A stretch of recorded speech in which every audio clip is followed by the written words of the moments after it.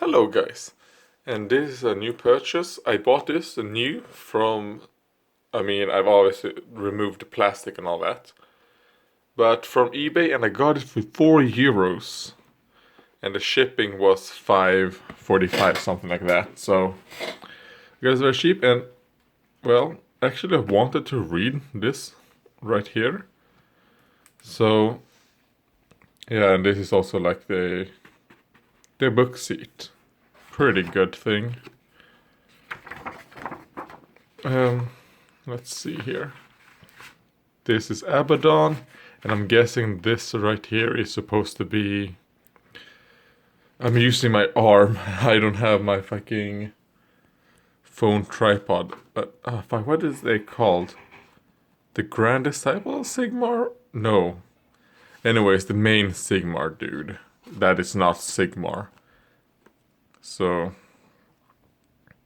it's a good picture. I like it. Especially, if you look at the dead man right here.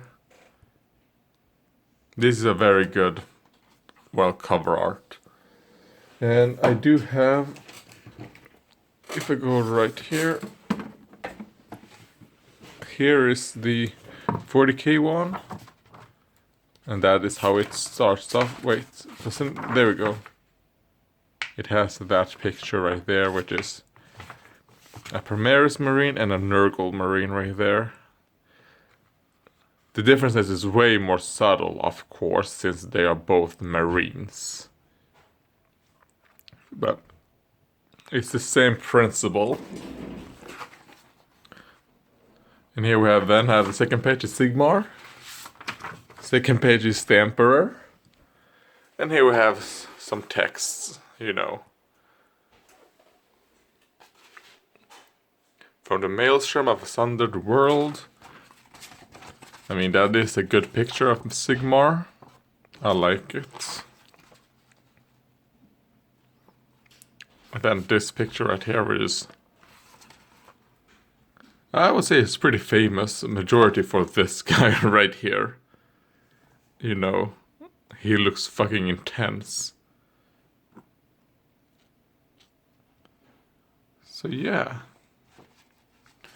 I'm gonna flip through it. Look at, but right here is just a first look that we have, so I just want to look at some of the pictures, right? And here's the Tale of Aeons, or Eons. And then the Age of Myth, which kind of like where everything started, and they explain a bit. I already know a decent amount of this stuff, so I don't think there will be super much new information, since I actually have followed Age of Sigmar, and I actually like the lore of Age of Sigmar. I'm not one of the right-wing pundits, that don't read the lore but then talk shit about it, Sigmar has really good lore. I would say that in the beginning, like the first year or so, it was very shaky, and I think the rules that came out when the Sigmar came out made people really, because those rules were fucking shit. Like scream, the one that screams the loudest wins, or something like that. It's kind of like fuck off. So yeah, those rules were fucking shit. That has nothing to do with the lore. So people who say anything about the lore of Sigmar, that it's shit, that it doesn't have any substance, they haven't actually read the lore. Even when the lore actually was new, they actually didn't read it. So yeah, so it's very nice pictures. And here we go. The amount of people that have fucking missed this right here. This is Slaanesh. This is the fucking picture of Slaanesh in his person. It even says right fucking there. Which page number is this? It's this far into the fucking book.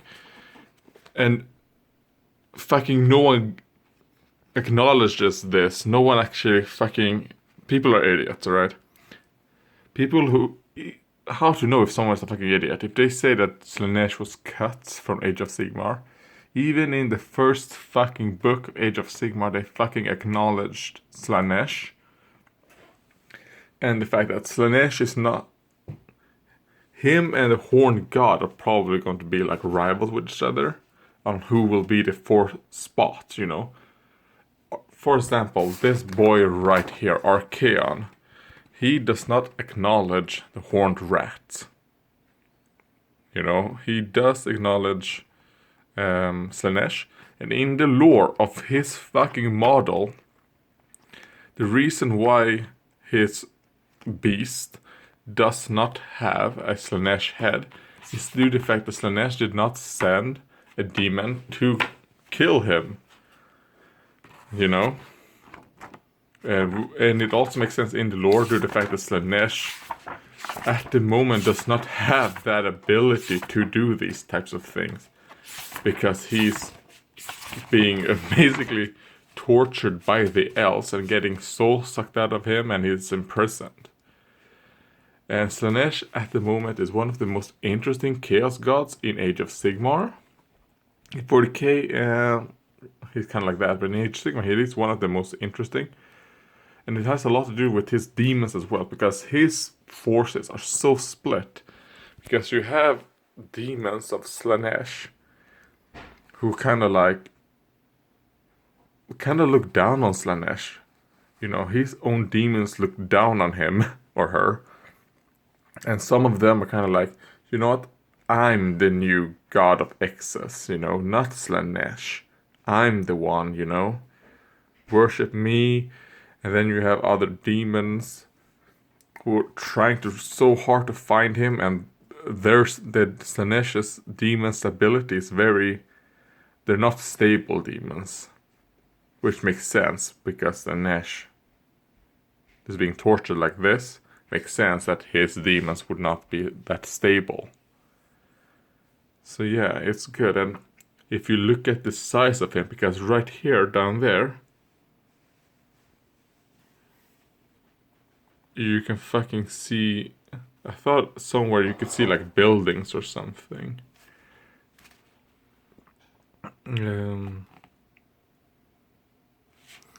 Anyways, I mean, if that doesn't put into scale how fucking huge Slaanesh is, then... Well, I don't know what will, you know, because look at this. A normal human would probably be like 3 millimeters tall on this page right here. But look at this asshole right here. So anyways, this is long. I'm going to be reading through this, but I do expect to probably like it. Because I'll be honest, I was very disappointed about this book right here. It does not do a very good job in keeping your interest in the book. So I mean, it is a good book, especially if you... Overall, I mean, it's a good quality. It gives you some... I mean, I do believe that a lot of the Xenos things are way too... I mean, yeah, they really should have put in a bit more lore and all that, which is something